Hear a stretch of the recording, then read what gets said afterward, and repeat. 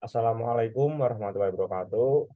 Sebelumnya saya perkenalkan diri terlebih dahulu. Nama saya Emnaf Alfaridi dengan NIM akhir 0168, mahasiswa Fakultas Kedokteran Gigi tahun angkatan 2003. Baik, di sini saya akan mempresentasikan mengenai modifikasi permukaan epitel. Nah, di sini ada struktur khusus pada permukaan sel epitel. Pengkhususan struktur pada permukaan sel epitel merupakan modifikasi pada permukaan lateral, bagian basal, dan bagian apex atau bagian apikal. Terjadinya modifikasi untuk berbagai fungsi seperti mengikat epitelium yang satu dengan lainnya.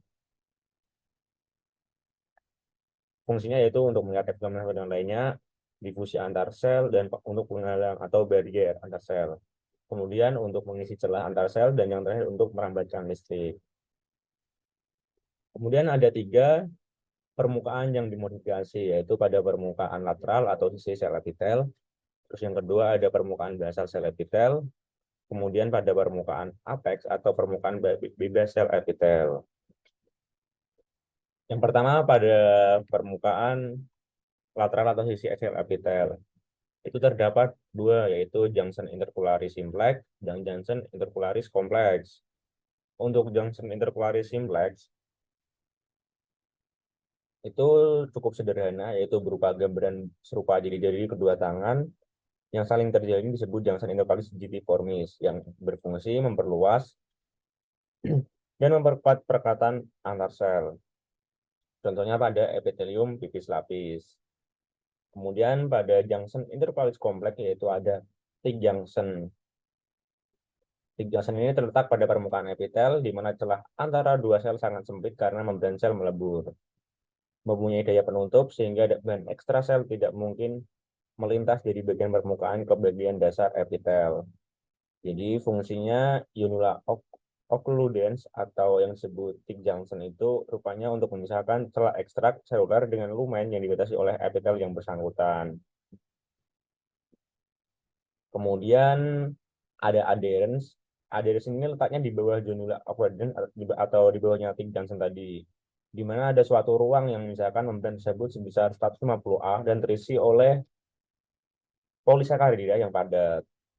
Fungsinya itu untuk perlekatan mekanik antar sel yang berdekatan pada epitel atau jaringan lain. Kemudian yang ketiga ada desmosom. Desmosom ini letaknya di bawah adherence tadi, biasanya berbentuk bulat atau oval. Kemudian sitoplasma di dekat bangunan tersebut tampak lebih padat elektron, tetapi lebih ke dalam sitoplasmanya kurang padat dengan mengandung filamen. Kemudian yang terakhir ada gap junction. Gap junction ini termasuk hubungan interseluler yang mempunyai kategori hubungan komunikasi antar sel. Terdapat sebagai celah antar sel endotel pada dinding kapiler. Sel ini banyak memiliki mikrofilamen kontraktil sehingga diduga sel sendiri juga kontraktil. Ini berakibat bahwa lebar celah tersebut dapat diatur sesuai dengan keperluan pertukaran zat melalui dinding kapiler tadi.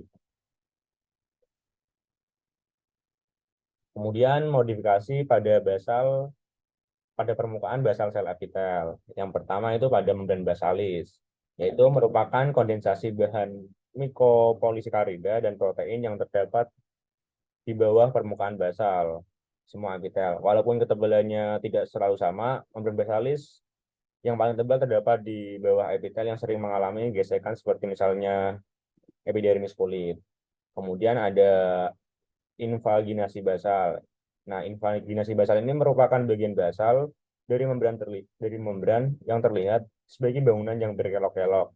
Fungsinya ini untuk memperluas permukaan sekresi dan absorpsi. Contohnya pada sel-sel tubuli ginjal. Kemudian ada kaveola. Pada bagian basal berisal bangunan seperti tonjolan ke dalam gitu kalau kaveola. Kemudian ada hemidesmosom.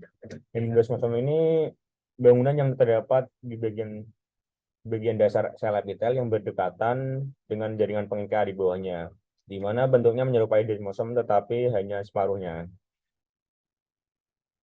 Kemudian modifikasi pada permukaan apex atau permukaan bebas sel epitel atau yang bisa disebut dengan apikal.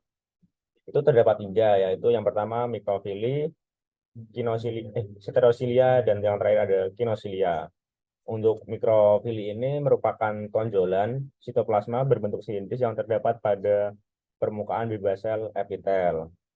Tonjolan-tonjolan tersebut dinamakan berbeda-beda. Misalnya yang terdapat pada tubulus contortus proximalis atau plexus coidosus dan placenta sebagai brush border karena berbentuk seperti bulu sikat. Sedangkan tonjolan yang terdapat pada epitel usus dinamakan striated border karena tampak bergaris-garis. Fungsi dari mikrofili ini yaitu untuk memperluas permukaan agar dapat meningkatkan daya absorpsi sel-sel epitel usus. Kemudian pada sterosilia ini merupakan jenis mikrofili yang berukuran sangat panjang dengan tujuan untuk memperluas permukaan penyerapan. Jenis mikrofili ini terdapat pada permukaan epitel, ductus epididymis, dan ductus deferens yang berfungsi mengatur keadaan lingkungan untuk pematangan spermatozoa. Kemudian yang terakhir ada kinosilia. Nah, kinosilia ini biasanya dinamakan sebagai silia saja, merupakan tonjolan yang berbentuk sebagai bulu halus dan bersifat motif atau bergerak. Kemampuan bergerak tersebut disebabkan karena adanya struktur khusus yang berbeda dengan sterosilia.